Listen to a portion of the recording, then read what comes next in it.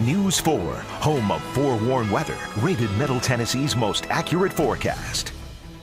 All right, getting hot out there. It's hot, Woo. it's steamy, and it's more of the same around here, but we don't have to deal with the problems they had in Missouri. Take a look at what happened in Kansas City last night.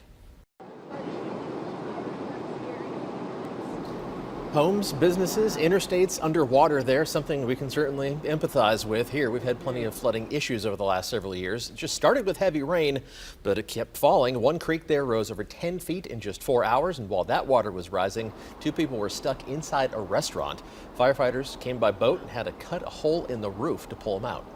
They decided to come in through the roof because there's so much water still in the restaurant. There's about 5 feet of water in the restaurant. So, and they came with their Sawzall and, communicated the first hole, punched through, and hey guys, so we were happy to see them.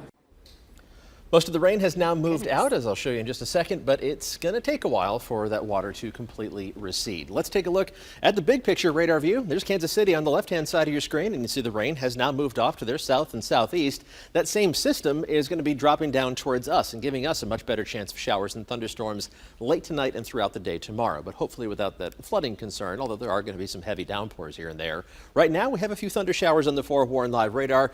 Very tiny little thunderstorms for the most part. Seeing a little shower here over Hartsville and Trousdale County, a little bit in Macon County here, just about to cross back over into Jackson County. A little shower just to the east of Gainsboro, a couple sprinkles north of Salina, and another shower approaching Byrdstown. The heaviest storm on the radar just to the northwest of Crossville. It's right over I-40 as it's continuing to move to the east. That's the direction all of these are moving. So the higher terrain is usually a more favored spot for these afternoon thunder showers to develop. They're a little ahead of schedule, started popping up already late in the morning, but the best chance of showers and storms for everybody is going to arrive later tonight.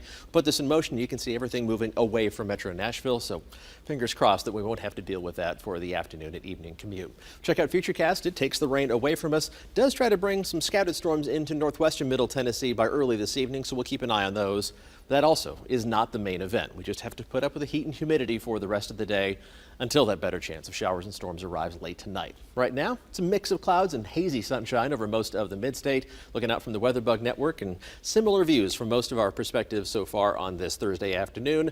Not much of a breeze, but wind there is out of the southwest, but that just reinforces the heat and humidity. One of those showers getting a little bit closer to Carthage there, so kind of darkening the horizon. Looking out from Brentwood and just seeing that mix of clouds and sunshine, and it's definitely toasty out there. 92 degrees as of noon in Nashville. A lot of temperatures in the mid to upper 80s to around 90. 92 is actually the warm spot right now, or the hot spot as it will. 90 degrees right now in Murray, Kentucky, and Waverly, Gallatin, Parsons, and Lawrenceburg. Also McMinnville checking in at 90, but it feels worse. 100 degrees on the button right now for that heat index in Nashville. Plenty of spots near or into triple-digit territory. No heat advisory for the mid-state today. There is a heat advisory for West Tennessee, but we're just going to be hot and humid for the rest of the day, with temperatures reaching up to the mid-90s. The heat index around 102, 103 during the hottest part of the afternoon. Spotty storms can't be ruled out, but that better chance again is going to hold off until late tonight. Temperatures are still going to be in the mid-80s by 8 o'clock this evening, so be ready to sweat for the rest of the day. Let's talk about that better chance of storms tonight. This version of Futurecast pushes it towards I-40 by about 2 o'clock in the morning. Could be a couple hours earlier. It could be as early as maybe 11 o'clock or midnight.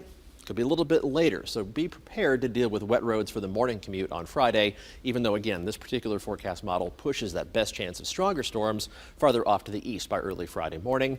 But more hit and miss activity throughout the day on Friday, so just keep the umbrella handy throughout the day because you're not going to need it all the time. It'll still be a useful accessory to have. In terms of the severe weather threat, the Storm Prediction Center has outlined a marginal risk for most of the mid-state with a slight risk a little farther to the east and southeast of Nashville. The main threat late tonight and tomorrow is going to be from damaging straight-line winds, and then we get some relief from the heat and humidity. No relief from the humidity yet tomorrow, although temperatures will be a bit cooler with all that cloud cover. We stay in the mid-80s for high temperatures over the weekend, Saturday and Sunday.